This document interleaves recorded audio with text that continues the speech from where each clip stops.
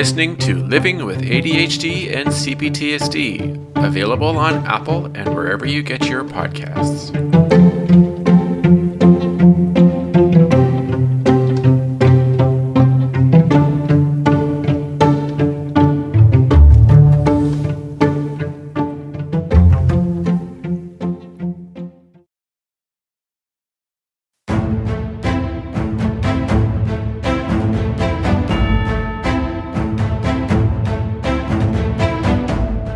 Hello everybody and welcome to another episode of Living with ADHD and CPTSD. Today's CPTSD episode, I'm going to talk about something that directly affects me, and that is the constant fear of failure when it comes to trauma and basically trying to keep as the adult and to not get triggered or to not become blended and allow your system to behave in an inappropriate manner, which if it occurs, tends to make things worse for you or for your partner or whoever you're around. As you would know, I have been dealing with this complex trauma for over 3 years now.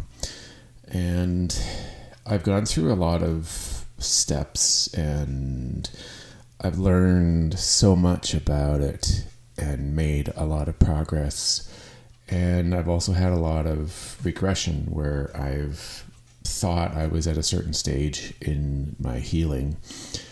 And then it turns out that I still had quite a bit of time or quite a bit of ways to go before, it felt like I was truly getting somewhere and that it was staying and it wasn't falling back again. It's clearly been a very difficult time because let's put it this way. When, like anything else, let's just say, we'll make an example. When you're in school or you're doing like a job and you're trying to, how can I put it? Like you're trying to be successful or you're trying to get a good grade, right? You're trying to pass and you want to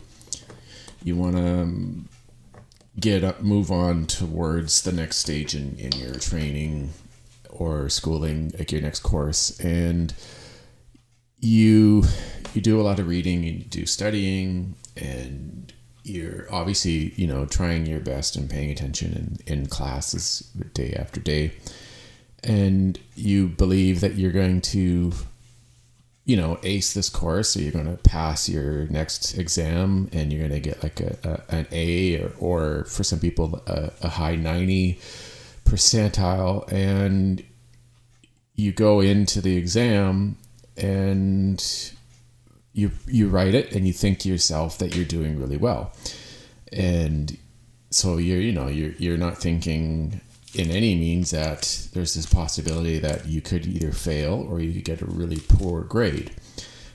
And you write it, and then a few days later you get your paper back, and instead of it being an A, you get a D, or even worse, you get an F and you fail it, and you have to rewrite it in order to maintain your score, in order to get on a roll, or in order to be able to maintain and continue your course, especially if you're in something like university.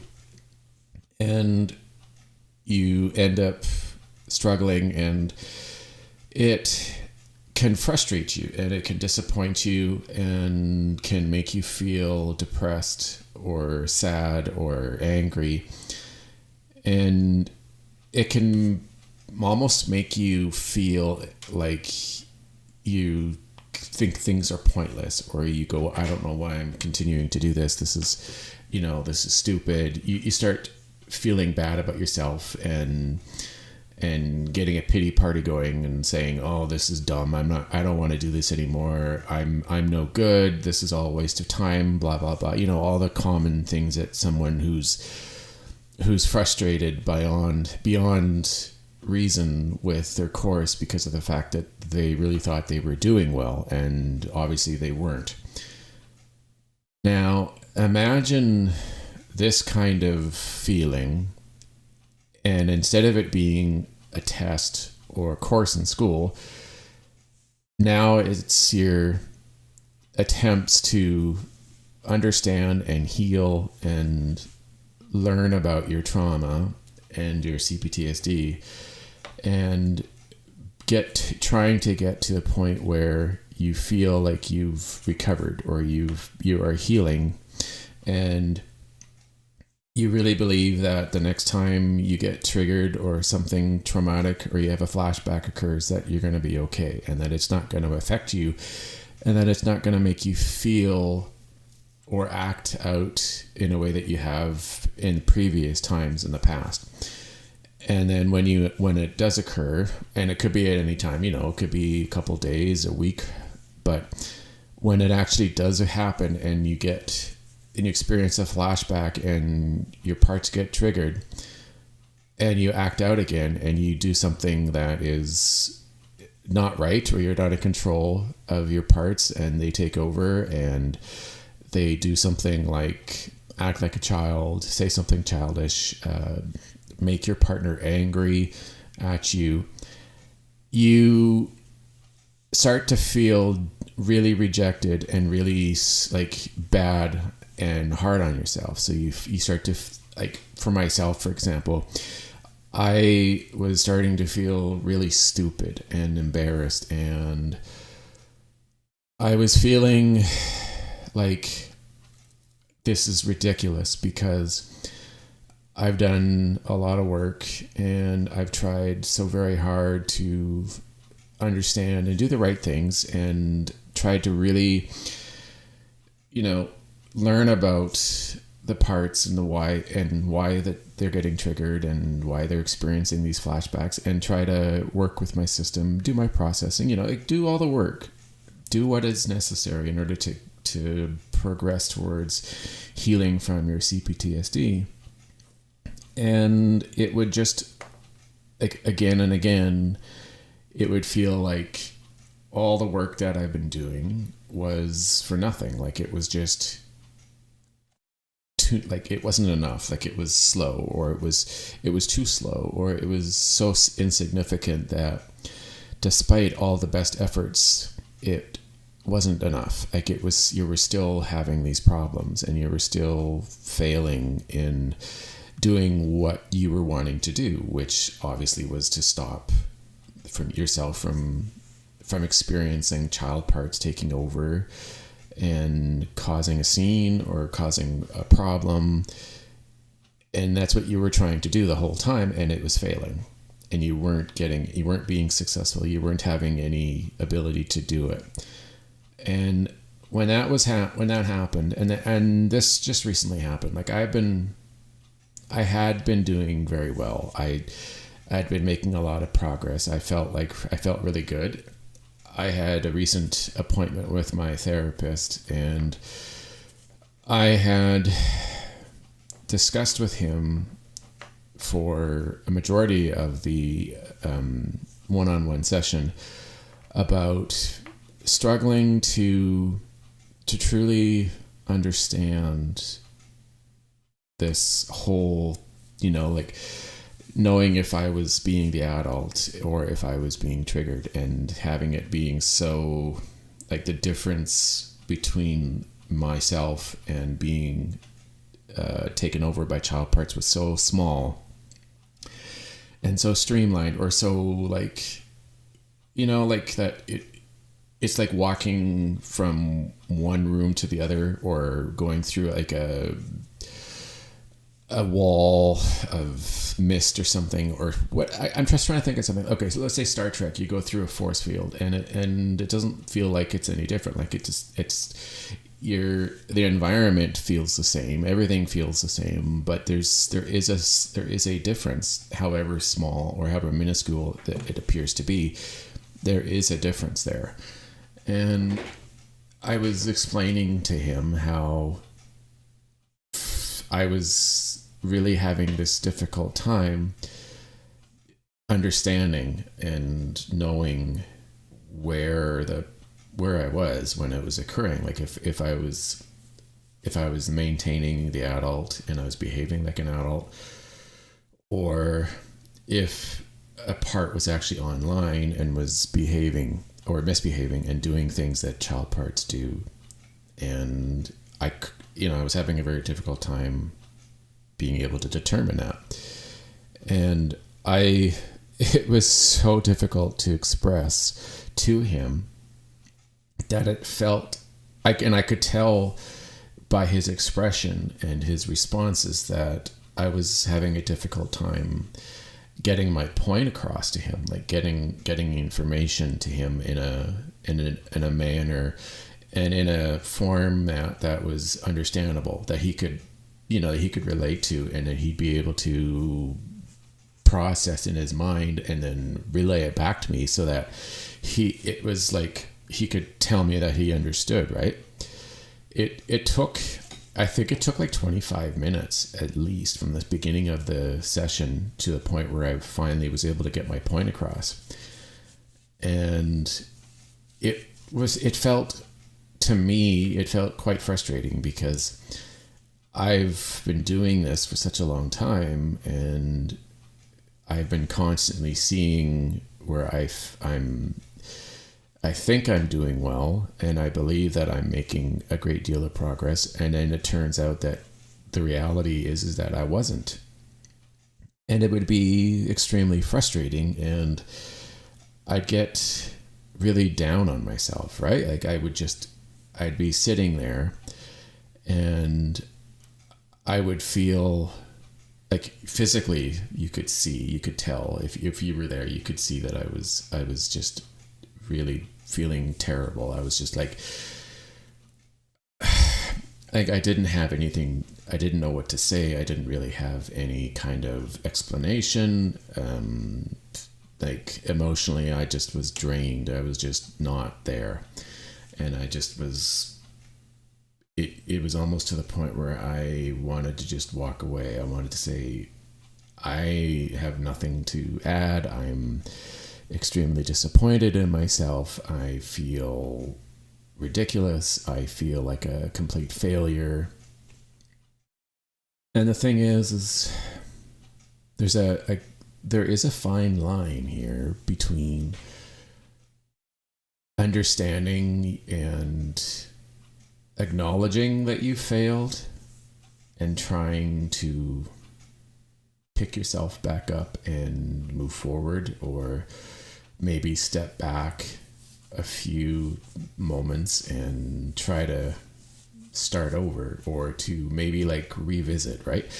It's like school. If you fail a test, or you have a physical kind of exam in school that you have to do in order to complete a certification, so that you can do this as your career, or like you're wanting to do something.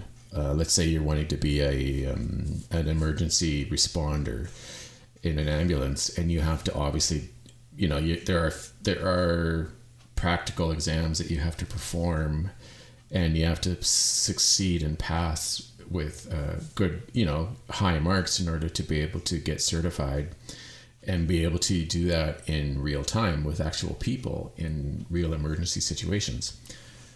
So comparing it to that way, like if you don't succeed the first time or first couple times, then you have to go back and you have to examine with yourself what you did wrong, and then you have to go and try and correct that, improve that function, that performance, so that the next time you do the exam that you won't fail, and that you will pass with good grades and be able to continue.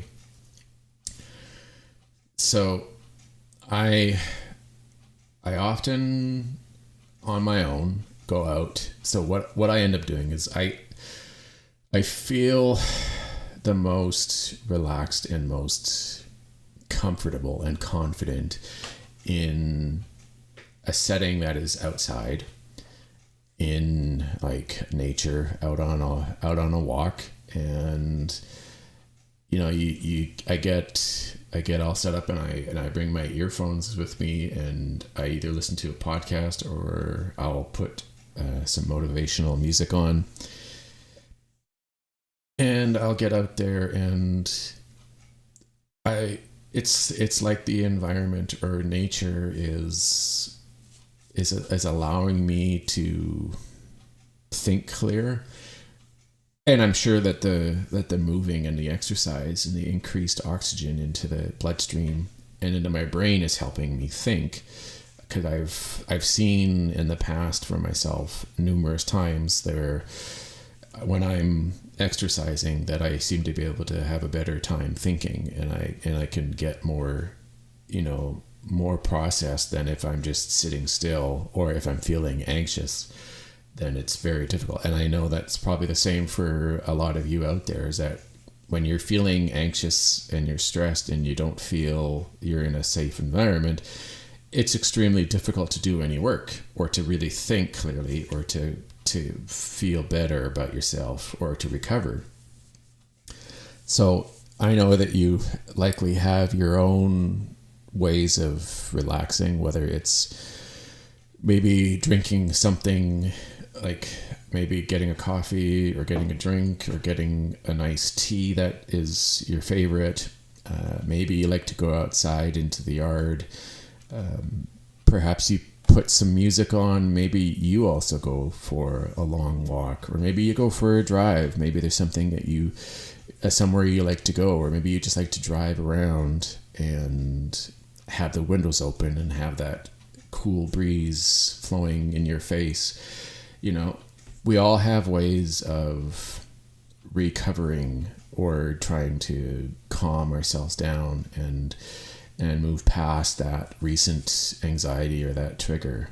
And my way is to get out into nature.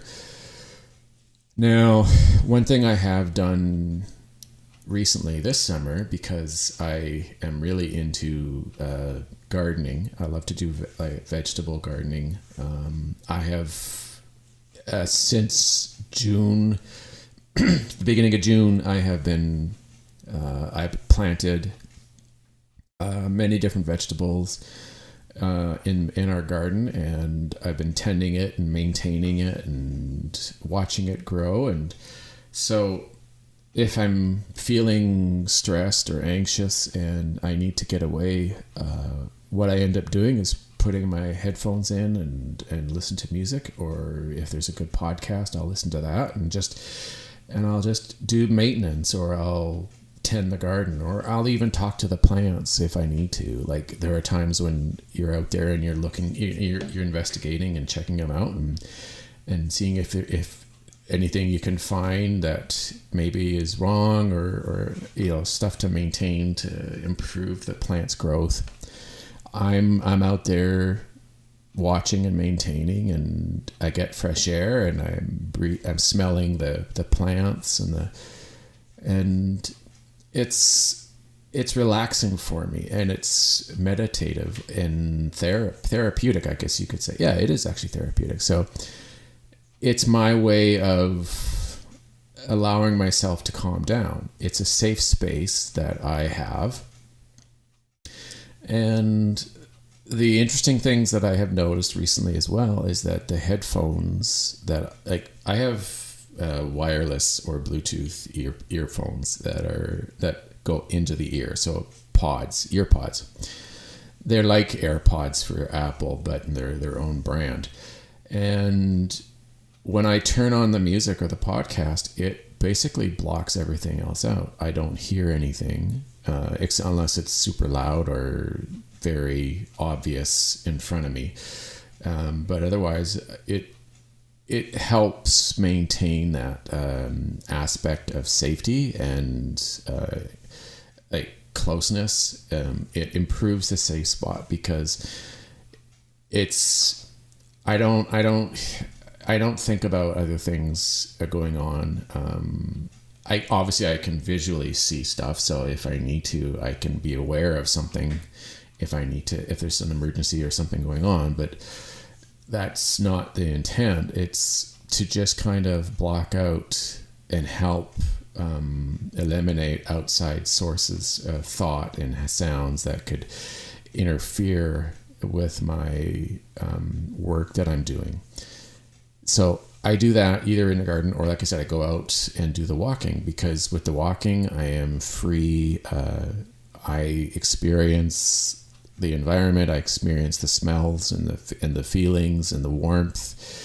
If there's a cool breeze, I get to experience that. I feel the benefits of the fast-paced walking that I do, and the exploration of around the neighborhood, which is amazing. Like, I live in an amazing neighborhood with tons of beautiful houses and flowers and plants, and the area is incredible. I live a block away from the river valley, where there's such a beautiful view of all the different, like, of the river and the downtown and the different trees and the sites that are near. Like, it's incredible. It's simply beautiful, and it is like a getaway.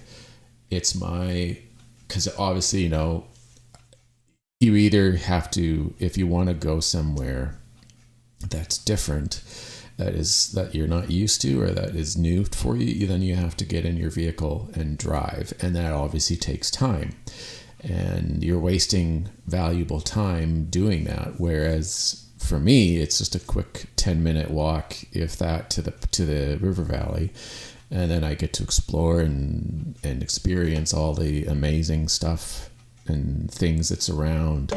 Like, it's really peaceful, and it really helps bring me back, bring me into a state of being that is calm, and I feel like the adult again, and I feel I feel safe and I feel secure, and it allows me to think and to be able to explore and investigate my inner self and determine a lot of different areas, like determine reality, determine what is going on in my mind, check in with my parts and do processing with them. It gives me the ability, it improves my ability to do all of this, because there are situations that if you don't feel like you're safe, or not like, okay, safe can be different things. Like, you can, if you live in a situation, and I know there are some of you out there that, unfortunately, and I'm very sorry that you do, but there are some of you out there that live in a place that is where your partner may be mentally or verbally abusive or physically abusive. Maybe they neglect you.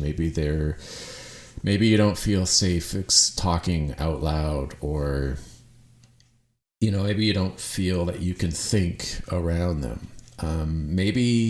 Maybe you just live in an apartment where mentally you don't feel like it's the right place to talk or to think out loud, or you don't feel like it's secure enough to do this because you feel conscious about everything around you.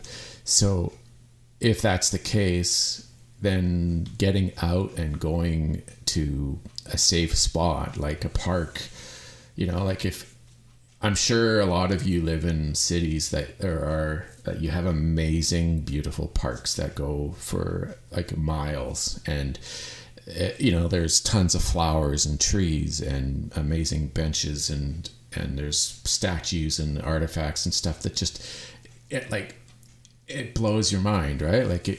I remember.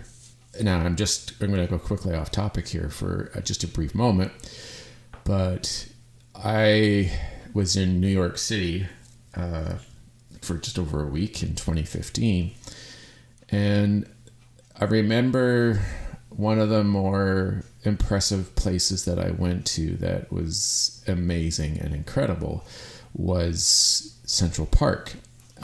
I rented a bike because I was like, there's no way I'm going to be able to walk this entire park without spending the entire day here. And so I rented a bike and I went through the park that way, and I found Central Park was amazing. It blew me away. Like, it was so beautiful with all the trails and the flowers and the trees and the lakes, and just seeing all the different people and the street performers that, there's always somebody out there doing, like, playing music or like some kind of a performance going on. It was mind blowing. It was something that I can understand why so many people go out there and walk on a regular basis, or run, or, spend time out there with their family, because it's incredibly beautiful. And it's a great way to get away from the incredible busy feeling that New York City has for pretty much anybody who lives there. So yeah, a change of environment that makes you feel safe and brings you in tune with yourself, and allows your senses to broaden and be heightened. It's an amazing way to get a better experience and have a much better chance of being able to explore your inner self, and to do processing with your parts, to check in and determine what happened, or update and do some work. Like, you can go to the park and you can do things like meditation. You could do yoga. You could just run. You could, or you could go there and just sit on a bench and just breathe in the fresh air and let the sights and the sounds, invite them into your body, into your mind, and it really does help. It's amazing. Like, I don't know if there is anybody out there who has not really experienced this before, then I would definitely recommend figuring out some way of doing this on a regular basis. You can do however you want. You could just take nothing, like, maybe, obviously take your phone and your keys, and if you've got a headphone or earbuds or something, and you want to listen to music, or you want to listen to, like, sounds that maybe help, calm your mind, then take that with you. Or if you want to go and spend half a day, you could pack a light bag and maybe bring some food and some water and maybe a book, a blanket. You could sit on the grass and in the park area, and then just spend the morning or spend the afternoon there, and just soak in the environment, soak in the sounds and the sights and the smells. It could be an amazing grounding method as well, because it would be easy for you, incredibly easy at the park, to do the 5 senses grounding tool that I have discussed in episodes past. Like, there's plenty of smells, there's many different sounds, and tons of sights that you can use as grounding methods. And the food that you bring could be your taste sense, and it would be an amazing way to do updating and processing with your system, because you're safe, you're on your own, it's a calming environment. It would be amazing for you, and I think that would be an excellent way of helping yourself, because if you're struggling with doing, like, processing and you feel like you're getting nowhere, and you don't feel like you've made any improvement, and it's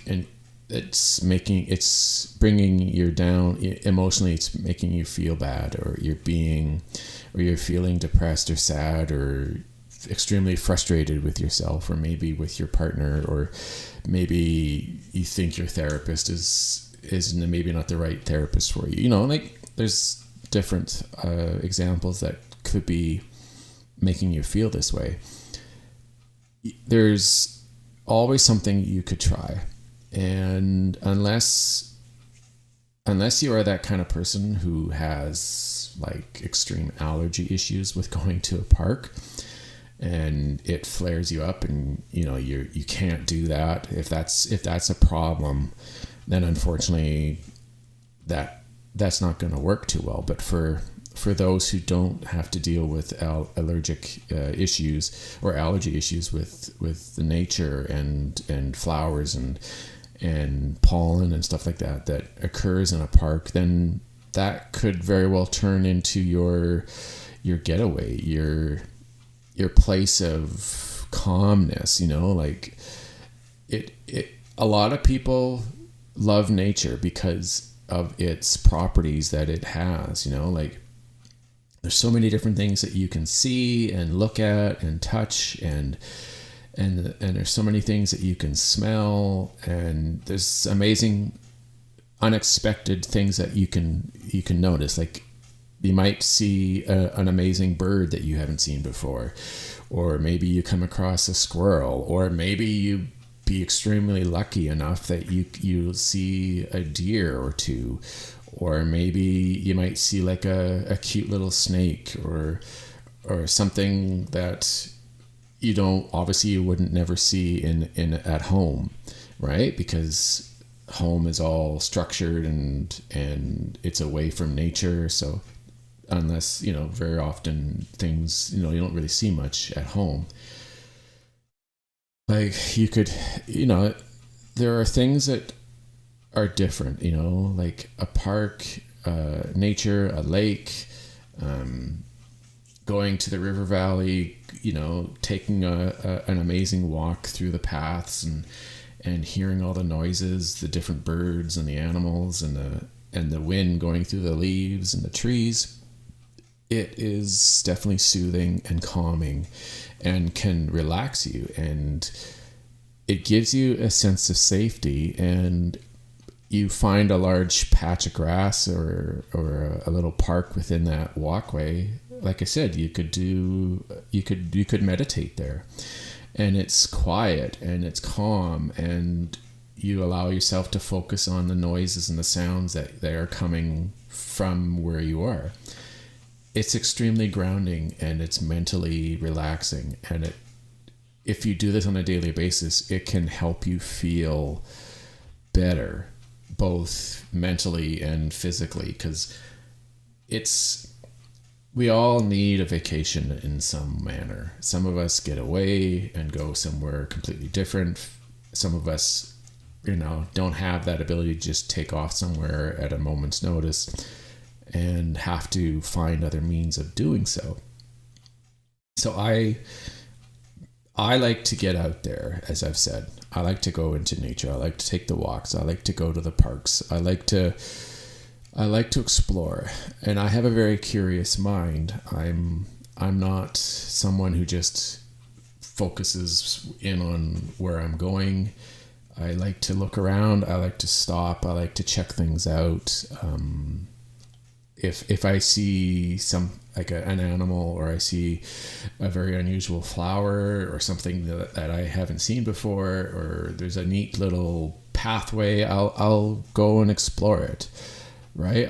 I'll get out there, and my head's on a swivel, because the more that I take in, the more excited I feel, the more calming it becomes for me. And by the end, I feel refreshed. I feel amazing. It's so great to get out there and feel this way, because it's so good for you and it makes you feel amazing. And that's what we all need. We need to be able to get away and allow our minds to quite frankly, chill out.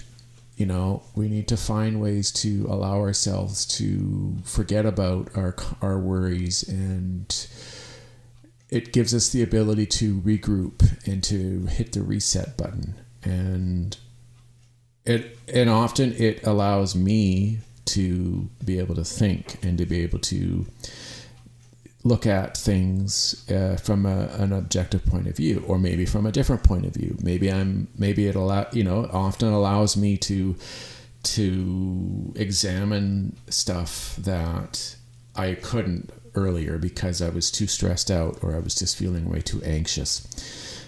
and that often does occur. So, like I said, getting out and into the woods or going to a lake or something, or it's just being around nature is just, it's so changing. It's so, it just makes your world different. It makes you feel better. It makes you, gives you that opportunity to see things in a different way. I really recommend that. I would recommend that if you don't do something like this already, that you try to make a habit of it. Try to make a plan to, if not every day to go, then try to get out 3 days a week. And this is not including the weekend. Try to get out there 3 days a week. Try to get in a good walk, or bring a blanket and maybe meditate. Or you can just go and explore and check out the trees and the flowers and find new smells and new things to look at that can really make you feel so much better inside and feel mentally refreshed, and get some fresh air into those lungs and notice the change in yourself. If you can do this on a regular basis, there's going to be so many benefits for you. One, you're getting exercise, and if you do this on a regular basis, you will start to feel better physically. It will definitely make you feel better in a mental way, like mentally in your mind, it will improve. And you're doing something that, if this is what you want, if this is what you love, you're doing something that you love, and it makes your life feel, it can help you make it feel more meaningful, more like gives you something to look forward to, or it's motivational. It helps. I know firsthand that it definitely helps. You gotta find ways to help you improve your life and improve your chances that the work that you're doing for your complex trauma and your flashbacks is going to get better. The more you can do to help that and improve the chances, the better off you will be in the future. And there are other means out there, obviously, but I really find that nature is an extremely beneficial way of getting there and helping. It's amazing how going with a friend on a walk for an hour or two can be so beneficial, like in many different ways. I definitely recommend doing that. I think that's an awesome way for you to get out there and just benefit you in every way. So yeah, get out there and get some exercise and feel re-energized and mentally fresh and clean and, like motivated. Yeah. All right. That's today's episode. I really hope this was inspiring for you. And if you have any comments, or hey, if there's a place that you find that's amazing for you that you want to share, let me know. Message me. Give me a rating on the episode. Tell me about your place that you like to go, or something that you like to do that helps you refresh your mind, give you a mental break. I want to hear from you. I want to know. So you can contact me. You can contact me on Twitter. My handle is @ADHD and CPTSD. You can email me, and I would love to hear from you guys. It's livingwithadhd and cptsd@gmail.com. You can go to my website, of course, livingwithadhd and cptsd.ca. If you want to help the show, you can donate. You can do a monthly or a one-time amount. You go to ko-fi.com. That's ko-fi.com/livingwithadhd and cptsd. If this is really beneficial to you and you find that my podcasts are really helpful and you want to get more episodes, then become a subscriber. You can subscribe through Apple, and you get early access to all the new episodes. This one's available a week early. And there's all sorts of bonus episodes out there that only subscribers get access to. So I definitely recommend, if that is what you find helpful, then subscribe. You can do a low monthly amount. It's only for US and Canada. It's $1.49 and it's very affordable. And if you want to do a yearly rate, you can do $13.99 for a year, and you get a 7-day free trial to check it out before committing to the month-to-month. All right, everyone. I hope this was great for you. I really enjoyed talking about this, and I really look forward to comments from everyone who has listened. All right. Talk to you later.